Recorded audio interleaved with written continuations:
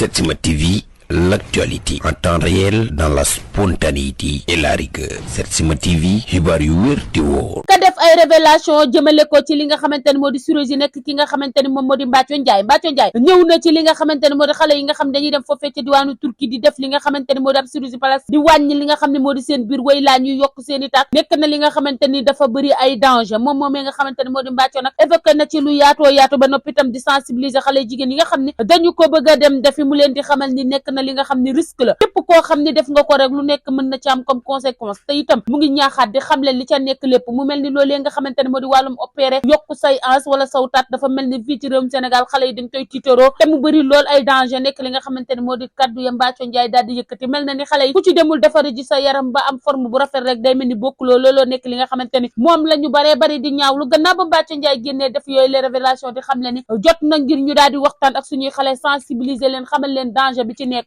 dafa jot ngir yàlla ñu baree bari daal di won ginnaaw li nga xamante ni moo di chirurgie plastique bi nga xam ne ñu ngi koy def te nañu koy defee yi tamit bokk na ci anam yoo xam ne wóorul ndax après suivi ba ngay xalaat boo amul suivi yu normal lu nekk mën na am sa biir yaram ndax wàllum opération moo demee noonu coowal natt li nga xamante ni yëngal na internet bi réseaux sociaux yi ku nekk di ca waxtaan nekk coow la nga xamante ni kookee nga xam ne moo di Ndaya moo bokkoon am natt kenn nag xamul exactement kan moo tooñ ci boobu la natt ba nga xamante ni moom la Ndaya bu te yoroon natt ba nag doy na waat te itam fa mujjee du neex kenn ndax démb dégg nañ kookee nga xam ne moo di Pendo daal di yëkkati ay kàddu jagleel ko ca live ba nga xam ne ñu ngi ko doon am di leeral loolee nga xamante ni moo di waxi natt bi natt boobee nga xamante ni nag Ndaya moo ko yoroon ñenn ñi nee nañ dafa teggi seen xaalis te ñenn ñaa ngi naan seen xaalis jotaguñ ca ba léegi moom moomee nga xamante ni moo di Ndaya bu te moo yoroon boobu leen natt ba daal coow laa ngay wéy ci réseaux sociaux yi ku nekk di ca waxtaan ka dem vacances nekk ki nga xam ne moo di Mame Ndiaye Savon ànd ak ki nga xam ne moo di rakkam jooju Koumba Dia ak ñaar ci ay influenceur am ñoo ànd ak fu wutali fa nga xamante ni moo di réewum tugal ya mel na ni dañoo dem wuti li nga xamante ni moo di bagage waaye itam ànd ak li nga xamante ni moo di ak vacances Mame Ndiaye Savon mu ngi nekk ci en plein vacances ñu gis ko moom mu def ay shooting waaye itam mu ngi wéyal li nga xamante ni moo di mbégte mu yaatu ma mu am à travers les réseaux sociaux ñu baree bari gis ko moom Mame Ndiaye Savon muy dund li nga xamante ni moo di joie de vivre xale yu baree bari jooy ba waddi ca voyage ba nga xamante ni moom maam daal dina koy def ba noppi itam di wéyal li nga xamante ni moo di ay activité am ñam fa bàyyee ngay liggéey la nga xamante ni moo di liggéey bu yaatu ba nga xam ne won na xa ginnaaw fii ci réewum Sénégal ni ngir dem daal di vacances féexal xolam ku jaay ba sonn daal di noppalu da cay daal di baax nekk commentaire yu yéen nëfa la wër yi sénégalais yu baree bari ka ñuy waxtaanee nekk ki nga xam ne moo di bébé Binta gannaaw match Sénégal bi ñu génn gis nañ ko mu nekk en plein ambiance sénégalais yu baree bari nag ñu ngi yëkkati ay commentaire di ko jagleel naan ko bébé Binta bu ñu sañoon nga daal di nëbbatu ci réseau yi ba ci kanam ak kanam looloo nekk kàddu yéen fu la wëree te itam moom bébé Binta nekk jëmm joo xam ne ku ko xam-xam ne influenceur sénégalais bu siiw la moom ak ki nga xam ne moo di borom këram boobee di fàllu ñenn ñi nag ñu ngi koy ñaanal yàlla jàmmal ko te itamit yàlla defal ko jàmm ndax dafa nekk koo xamante ni nitu bët la te itam ci réseaux sociaux yi lay liggéey donc